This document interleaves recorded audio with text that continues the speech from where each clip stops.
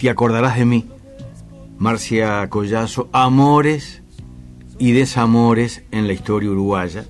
Es un trabajo que acaba de editar Ediciones de la Banda Oriental. Marcia Collazo nació en Cerro Largo, es uruguaya, es escritora, profesora de historia, de filosofía, y ha publicado, le decía el sábado en titulares, como 540 libros. En particular transita momentos muy especiales, muy particulares en la identidad, en las raíces de lo que somos, los que vivimos acá, en esta banda del río Uruguay, los que nos sentimos orientales y uruguayos, y en ese orden. El darno, y a propósito de amores y desamores, a mí hay un texto del querido Mario Benedetti, que también tanto ha escrito con tanta sensibilidad a propósito de amores y desamores.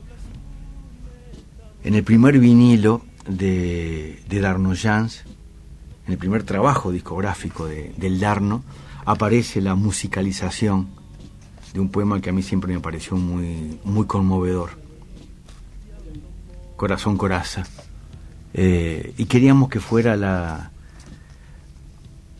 introducción en alguna medida en la charla con Marcia Collazo. Darno, querido Darno, Mario, querido Mario Benedetti, bienvenidos. Vengo y no,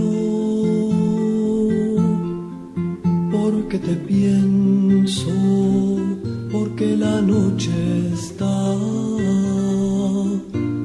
de ojos abiertos, porque la noche pasa y digo amor, porque has venido a recoger tu imagen y eres mejor que todas tus imágenes, que todas tus imágenes, porque eres linda desde el pie hasta el alma, porque eres buena desde el alma a mí, porque te escondes dulce en el orgullo. Qué linda esta canción, siempre me ha conmovido mucho, vuelvo a decirlo, siempre me ha conmovido mucho. Es el primer trabajo del Darno, su primer vinilo, es uno de los poemas más lindos del querido Mario Benedetti. ¿Qué texto le elegí, mi estimada Marcia, para arrancar la charla? La verdad que sí. Maravilloso, maravilloso. Que tiene que ver con amores y con desamores. Sí, sí, Te sí. quiero y no te quiero. Una de esas letras de poesía que va a permanecer para siempre, ¿no? Sí, totalmente. Bueno, ¿cómo armó la...? Yo el sábado, tipo titulares, hablaba con Marcia y empecé al revés con el libro. No empecé con quien está en el primer capítulo, que es nada menos que Aparicio Saravia, que tiene que ver con la historia, que tiene que ver con el coraje, que tiene que ver con la dignidad.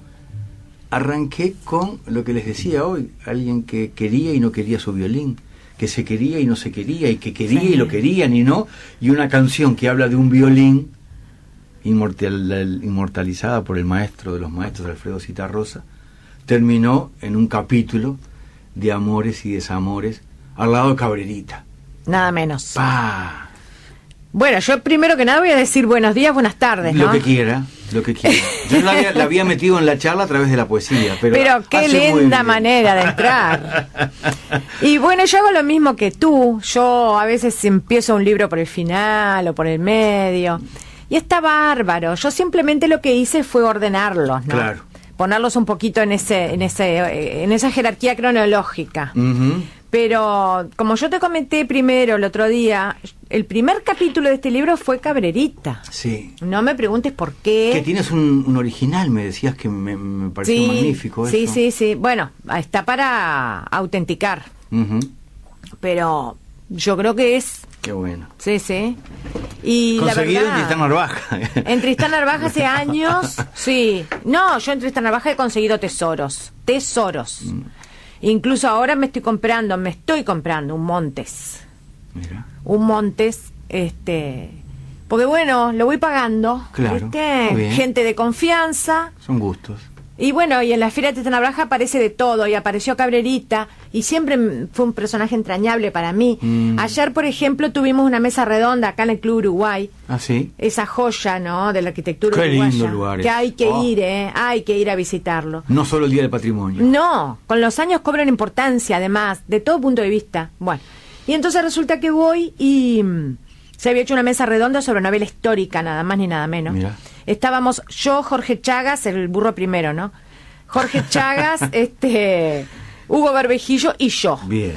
Y resulta que y bueno, tuve ocasión de hablar en ese momento, ¿no? De por qué a uno le viene la ansiedad o la necesidad de escribir novela histórica, de escribir crónica, ensayo, literario, como en este caso, pero siempre apelando a la historia. Y yo les decía que seguramente hay un origen familiar, indudable, porque mi padre fue profesor de historia, y era genial la manera en que él te acercaba a la historia, pero te acercaba con 2 palabras.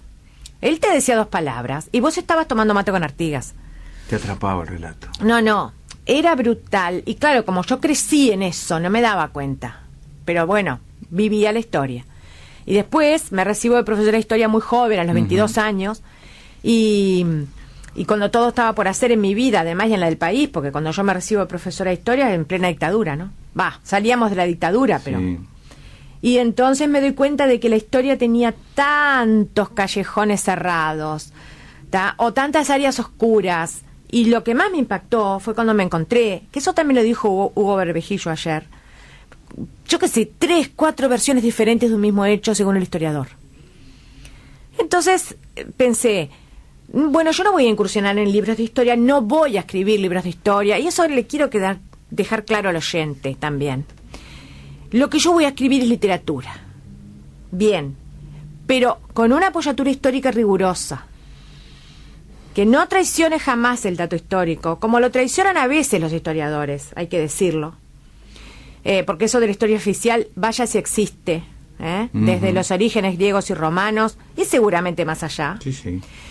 Pero bueno, pero yo lo que quiero es escribir literatura. Entonces, ¿dónde dejo yo la parte literaria de la historia? ¿Por qué este libro Te acordarás de mí, por ejemplo, no? Porque para mí la identidad pasa también por escudriñar el alma humana, y eso solo lo podés hacer a través de la literatura. No podés meterte en los miedos, las pasiones, las ilusiones, las esperanzas de la gente, si no lo haces a través de la literatura. Porque no te queda espacio.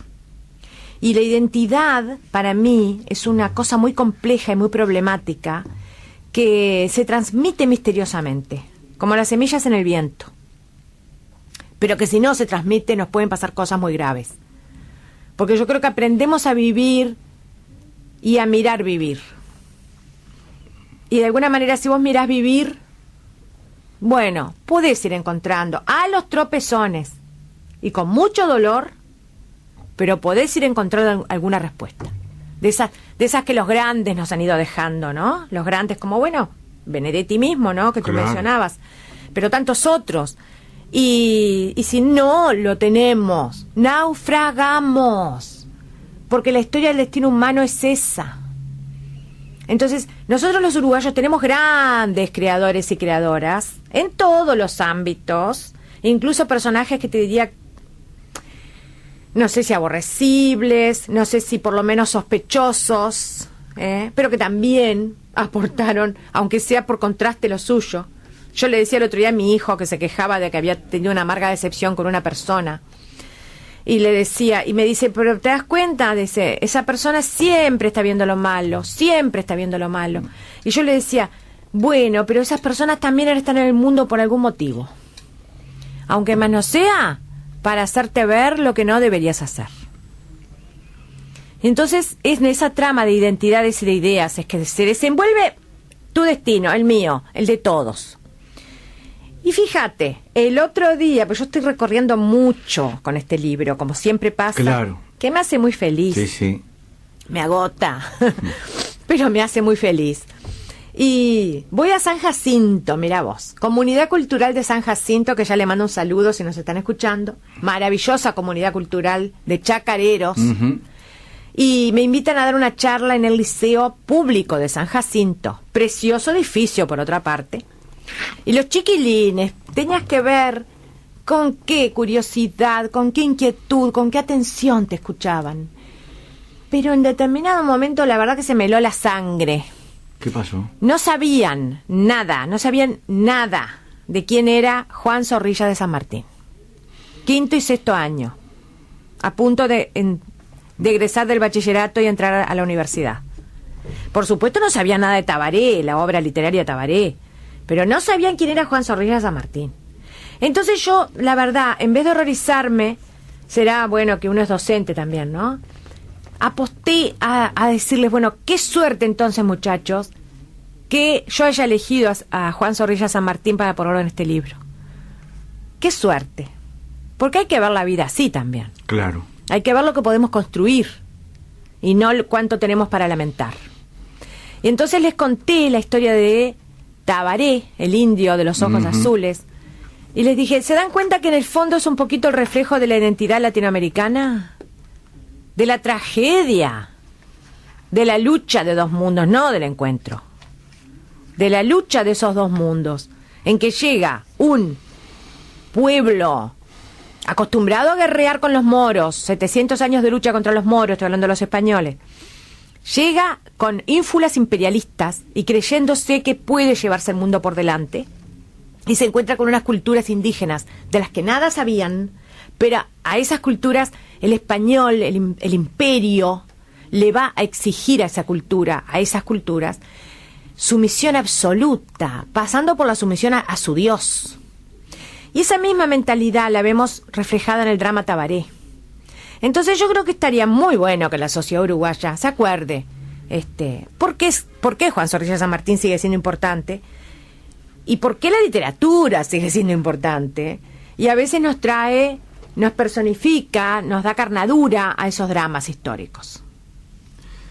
¿Y cómo rescatamos entonces? Me quedé con Zorrilla, porque el otro día de Carambola, allí en el MAN, hay un lugar que venden todas cosas indígenas, de árboles, de semillas. Sí. Y Daniel Páez me contaba de los ombúes que plantó Zorrilla San Martín en su casa, pero plantó enfrente. Sí. Plantó allí en el ingreso a Punta Carretas. ¿Y están? Y claro que están. Y yo que paso por allí, nunca me había percatado que eso seguramente fue un pequeño arbolito que Juan Zorrilla de San Martín plantó. Y que nos legó. Frente al mar. Y nos legó para el disfrute hoy. Sí, es maravilloso.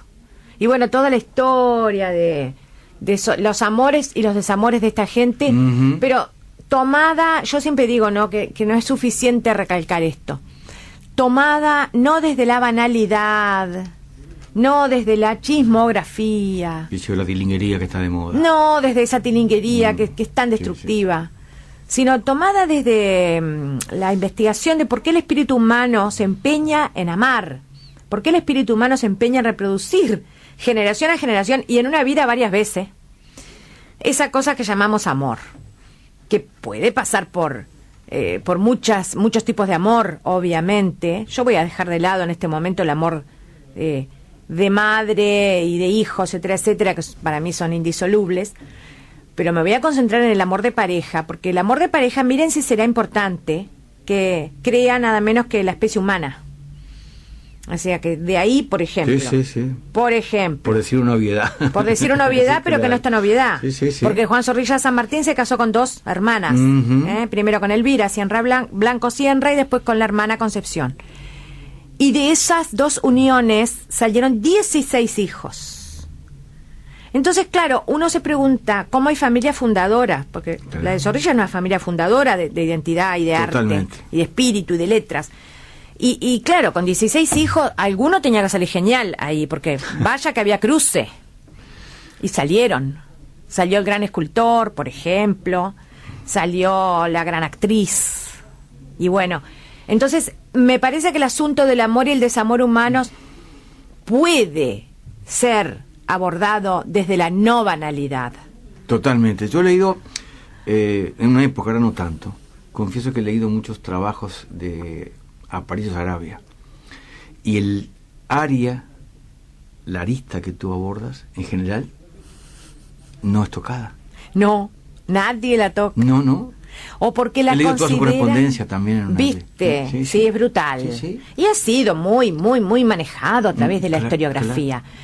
Pero yo creo que, viste, los amores de la gente importante no se abordan por aquello de que, bueno, aquello de las vacas sagradas que decía ayer Jorge Chagas. Y decía Jorge Chagas, yo tengo un gran amigo norteamericano, un historiador norteamericano, que siempre me dice, ustedes los uruguayos tienen demasiadas vacas sagradas. Y nosotros no tenemos ni una. Ese es nuestro orgullo nacional. Porque si tenemos que humanizar a Lincoln, pues vamos y lo humanizamos. Y entonces, claro, si tú te pones a pensar, de alguna manera se ha considerado, no, eso es lo íntimo. Pero yo pregunto, ¿y desde la historia?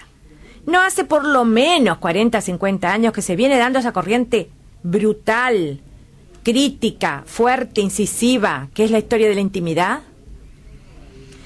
Y la literatura no se ha nutrido siempre de hurgar en la intimidad humana más profunda, más lacerante, más dolorosa, más, voy a decir una cosa que suena fea en el micrófono, más jodida. Sí. Porque, por ejemplo, Bukowski, y sin embargo, vos lees las miserias que te pinta Bukowski y aprendes a conocer más al ser humano y a conocerte más a vos mismo, porque de eso se trata también. ¿Cuántos quedaron sin entrar en el libro, Marcia? Bueno, algunos quedaron, sí. Me imaginé. Quedaron unos cuantos. Pero, viste, yo también tenía que ser muy cuidadosa con la selección. ¿Y cuántas? Porque ahí también... ¿Cuántas? Muchas. Sí. Hay una mujer para mí y totalmente desconocida que tú la presentas. Rina. Sí. Bueno, te das cuenta No que tenía Rina... la más idea que era esa mujer que sí que había existido en Uruguay. Sí, y fue la primera cineasta del Uruguay. Sí. Y la crítica cinematográfica la desdeña de una manera bastante vergonzosa y la tiran a un costado, cursi. Bueno, sí, claro. A ver, si vos comparas a Rina Mazzardi con la escuela de la Cinemateca Uruguaya, ¡ay, qué horrible! ¿Dónde la ponías la pobre Rina? No entra ni con un calzador. Pero si vos la pones al lado de las grandes divas de la época, como Nini Marshall y Libertad Lamarque, Rina no se quedó tan atrás. Y pionera acá, ¿no? Hizo un buen papel, Rina. Reconozcamos a Rina. Me llamó la atención ese capítulo que te detienes Sí. en alguien que cuentas que te conmovió también en su canto a pesar de la mala grabación que hay de la... Y la grabación es pésima. Y la película Vocación vale la pena verla. Una tarde de lluvia, una película que puede ver toda la familia. Tiene sus cositas, ¿viste? Tiene sus joyitas la película. Desde el punto de vista de la ambientación, las mentalidades, los bailes. Mirá que los bailes populares, los bailes gauchescos que muestran en Vocación, son hechos por gente que se dedicaba a eso. Vas a encontrarte con humoristas de los años 30, con bailarines, con guitarristas, con payadores. Todos intervienen en la película Vocación. A mí no me dio el tiempo de hablar de todo eso en un capítulo. Pero bueno, por algo tenemos que traer muchas veces a estas personas, ¿no? Y Cabrerita, que para mí sigue siendo una persona tan luminosa, que sobre él sí he leído y me he inquietado por su vida, pero siento que la mayoría de la gente no lo conoce. Nadie lo conoce. Y bueno, sí, Cabrerita, y tenés un viejo niño, un niño Claro. viejo, como digo yo, ¿no? El niño que está en el fondo del estanque. Que se prolonga con un benefactor que tiene una corriente todavía de gente que lo sigue. Bueno, se prolonga en Parrilla, José Parrilla, Claro. que era un compinche de él. Eran los dos unos locos. sí. Los dos eran unos Por locos. suerte que tuvimos locos siempre en Uruguay. Ay, sí, viste que la locura, me dijo el otro día un eximio psicoanalista, conversando así, ¿no? Sí. Me dijo, la locura es una de las formas de enfrentar la realidad. Claro. Brutal. Bueno, y resulta que Cabrerita se cría en un hospicio, se cría en el orfanato Damaso Otoño Larrañaga, sin padre ni madre conocidos. En aquella época todavía los niños se depositaban a nacer en aquella cosa que se llamaba torno. Mi madre y mi padre me apartan de sí. La voluntad divina me recibe aquí, decía el torno. Era tremendo aquello, ¿no? Tremendo. Y bueno, y así le tocó vivir. Y yo siempre digo, lo digo acá, ¿no? Una vida emparentada con la de las palomas, los perros callejeros y las ratas. Sí. Y las ratas. Y las ratas. porque él también vivió a lo rata, Cabrerita. Muy crudo, pero muy gráfico. Y sí, bueno, como viven a lo rata las personas que viven en la calle, tapadas en cartones y en trapos viejos. Y bueno, pero ¿cuál es la diferencia? Cabrerita descolló de inmediato por su talento. Un talento increíble para la pintura, para el dibujo y la pintura, que viene a demostrar, dicho sea de paso, que son muy valederas las buenas academias y los buenos profesores, pero si vos no llevas el material, poco pueden hacer ellos. Y Cabrerita lo llevaba el material. Entonces, yo digo acá en este libro que de repente, ¿quién te dice que no haya un ancestro italiano en su sangre de aquellos preciosistas que hacían las fachadas de molduras y bueno, y genios, ¿no?, de la mampostería? Algunos de esos albañiles que no da 3 vintenes y lo ves trabajando y sin embargo son artistas. ¿Quién te dice que no hay algo de eso en la sangre de Cabrerita? ¿De dónde sacó? Porque mirá que ganó 2 veces el Salón Nacional de Pintura. El Salón Nacional de Pintura, para que se hagan una idea los oyentes, estaba a la altura de los grandes pintores del Uruguay, no de cualquiera. Se nos van los minutos, dijiste albañiles y recordé Morosoli, y también está en el libro, y también aparecen esos amores, desamores. Hijo y nieto de albañiles, y la esposa también hija y nieta de albañiles. Claro.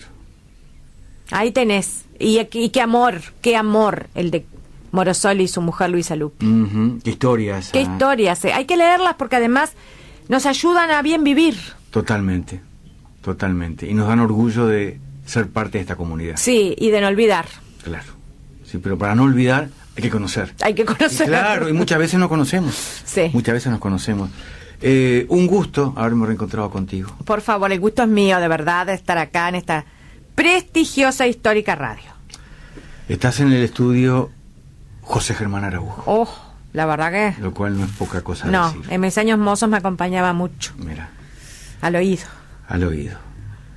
Quien quiera que la acompañe, lo acompañe en el relato, Te acordarás de mí, de Marcia Collazo, Amores y Desamores en la historia uruguaya. Bueno, en todas las librerías está este trabajo nuevo de ediciones de Banda Oriental. Gracias por la visita. Gracias a ustedes. Nos vamos con el Darno, nos vamos con los desconsolados. Nos vamos como arrancamos porque también tiene que ver con historias de amor y de desamor. El Darno es otro. Chao. El querido Darno Chance se va, se queda a través de la poesía. La noche, con los ojos fugitivos y las sienes en desorden, un viento como una duda les despeina el pensamiento, se confunden con la tarde y ya no les queda cielo. Son los desconsolados, son los descarrilados, los desamados del amor.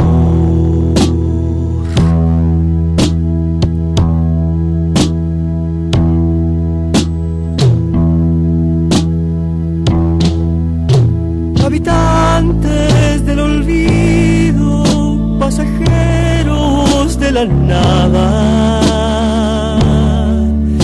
pobladores del silencio entristecido de las casas.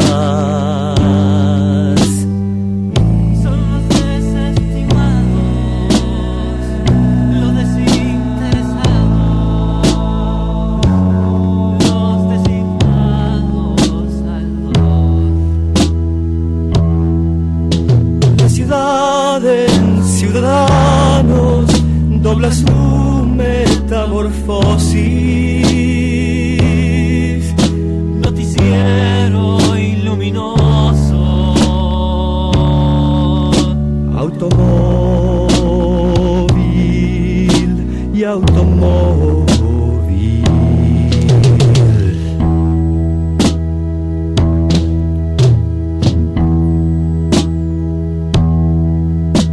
Pero los deshabitados del consuelo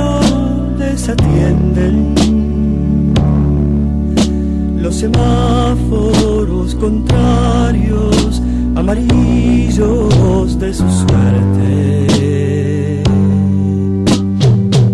Eran los desdichados, desnaturalizados, son los desencantados sin reloj.